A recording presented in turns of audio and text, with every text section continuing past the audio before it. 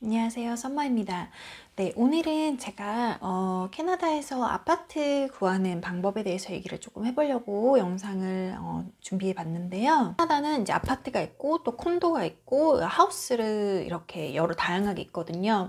일반 서민들이 사는 곳은 아파트가 많고 이제 조금 아파트보다 조금 퀄리티가 좋고 시설 같은 게 좋으면 콘도 형식으로 이제 집이 지어지는데, 아파트를 처음에 딱 구하러 갔을 때의 느낌은 한국이나 제가 또 일본에 그전에 살았기 때문에 한국과 일본에 비해서 굉장히 아파트가 굉장히 커요. 굉장히 넓고 공간이 굉장히, 일단 북미고 캐나다가 공간이 넓은 곳이니까 새로 지은 콘도가 아니라 이제 조금 예전부터 있었던 그런 아파트들은 공간이 굉장히 넓고 공간이 약간 이렇게 나눠져 있는 느낌이에요. 그러니까 이게 한국 같으면 이게 방이고 이게 또 방이고 이런 식으로 약간 안락함이 없고, 캐나다의 아파트는 굉장히 투박해요. 그래서 그냥 큰 하나의 공간을 한 두세 개로 쪼개서 이렇게 문만 그냥 벽을 이렇게 세워놓은 느낌이라 제가 봤을 때는 좀 아파트 굉장히 투박하다는 느낌이 많이 들었고요.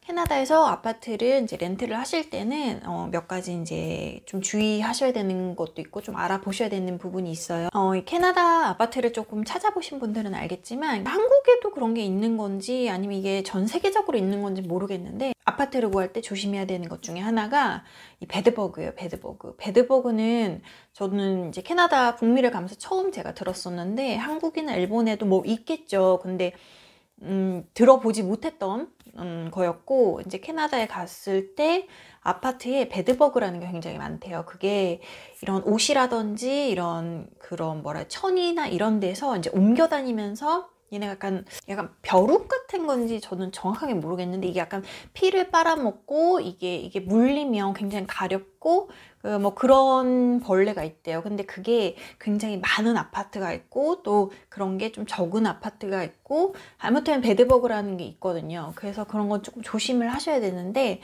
인터넷에 치면 다 나와요. 토론토에 있는 베드버그가 많은 아파트 이렇게 치면 인터넷에 쫙 나오거든요. 그러니까 그런 거는 미리미리 사전에 조금 알아보시는 게 좋아요.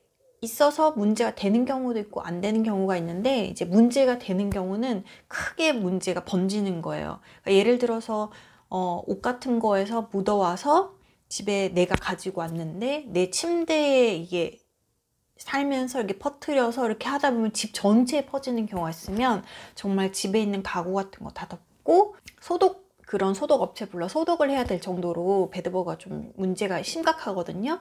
그래서 아파트를 구할 때는 특히 좀 오래된 아파트를 보러 가셨을 때는 이 베드버그에 대한 거를 조금 인지를 하시고, 그리고 좀 잘 알아보신 다음에 구하시면 좋을 것 같고요.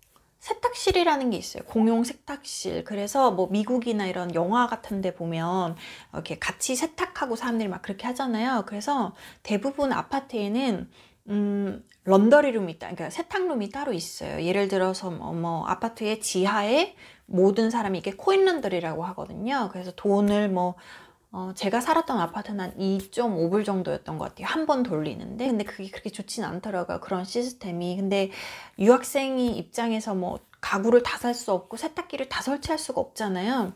그래서 이제 아마 지하실에 있는 그런 아파트에 딸려 있는 공용 세탁실을 많이 쓰실 텐데, 그것도 조금 이제 주의를 하셔야 되는 게, 어떤 아파트는 세탁실이 있어요. 건물 안에 있어서 그냥 내려가서 코인 돈만 넣고 하면 되는 곳도 있는데, 어떤 아파트는 아예 세탁실이 이 집 자체에 없는 거예요. 그러면 주변에 집 근처에 있는 코인 세탁방이라고 하죠. 한국에도 요즘에 있는 것 같던데, 그런 데 가서 다 모든 사람하고 같이 쓰셔야 돼요. 근데 캐나다 토론토에는 굉장히 홈리스들이 많아요. 근데 그 홈리스들이 그런 세탁실이나 이런 데 가가지고 빨래를 하는 경우도 있고, 거기에 이제 근처에 있는 경우도 있고, 아무튼 그래서 웬만하면 집 안에, 아파트 안에 이제 세탁실이 있는 곳으로 구하시면 좋을 것 같아요.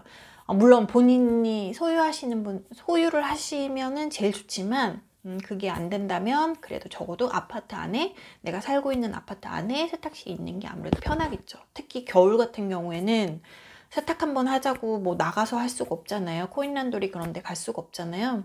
그러니까 아파트 안에 있는 걸로 구하시면 될 것 같고, 그리고 세 번째는 바닥이 카페트인 경우가 있어요. 근데 이 카페트가 굉장히 안 좋았던 게 이런 벌레, 잠벌레들도 있고, 그리고 또 저는 한 번 정도 제 친구 집에 놀러 갔는데 이제 이 카페트인 거예요. 보니까 카페트 전용으로 쓰는 그런 청소기가 필요해요. 근데 뭐 유학생들이나 지금 막 이제 오셨는데 언제 그런 걸 다 구매할 수 없잖아요. 그래서 이제 웬만하면 그냥 이런 나무 바닥이라든지 시멘트 바닥인 곳을 잘 찾으시는 게 중요해요.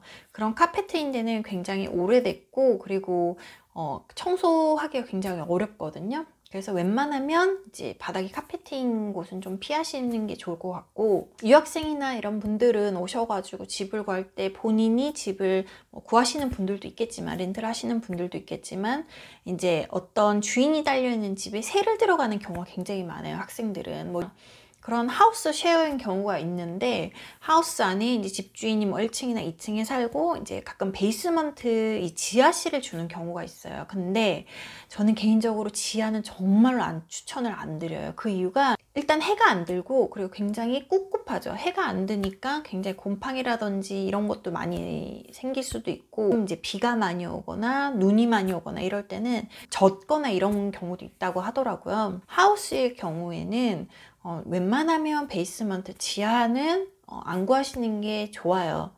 제가 캐나다에 있었을 때 자주 쓰던 웹사이트가 있어요. 그래서 그 웹사이트를 제가 지금 보여드리면서 하나하나씩 어떤 식으로 집을 구하면은 되는 건지를 간단하게 설명을 또 드릴게요. 네.